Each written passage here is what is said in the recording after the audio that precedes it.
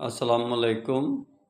جو وطن سے غداری کرے، اسلام سے غداری کرے، وطن سے غداری کرے، اسلام تو تقسیم ہے، اسلام کی تو بات ہی نہیں کرتے۔ کسی اسلامی ملک کے اندر کوئی کہہ رہا ہے کہ وطن کی غداری کرے، ہمارا یعنی کہ چیف آف آرمی سٹاف کہہ رہا ہے کہ جو وطن سے غداری کرے اس کے قرآن کی آیات سنا کر کہہ رہا ہے کہ اس کے مخالف سمتوں سے ہاتھ پاؤں کاٹ دیے جائیں، یصلی بھی ہوا انتقتے ہوا اور قطع کر دیے جائیں، اور اس کو سلیب پہ لٹکا دیا جائے، یا اس کو ایسے کر دیا جائے، اس کو یعنی کہ اس کے بارے میں سزائیں سنا رہے ہیں۔ کیا باقی جو ہمارے ملک میں کرپشن ہو رہی ہے، باقی ہمارے ملک کے اندر جو اتنی زیادہ یعنی کہ ہر فیکلٹی میں کرپشن ہو رہی ہے، اور اس کے یعنی کہ ہر چیز سامنے شواہد بھی آ جاتے ہیں، ان کو کیوں سزا نہیں ملتی؟ ان کو وہ یہ کیا صرف ہمارا یعنی کہ وہ ہم نے یہ اپنی طرف سے ایک اسلامی اسٹیٹ بنا لی ہے اور وہ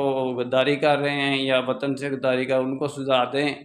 تو جو یہ غداری ہے، آپ صلی اللہ علیہ وسلم نے فرمایا جس نے ملاوٹ کی وہ ہم میں سے نہیں ہے، تو وہ ان لوگوں کو بھی تو کٹہرے میں لائیں نا۔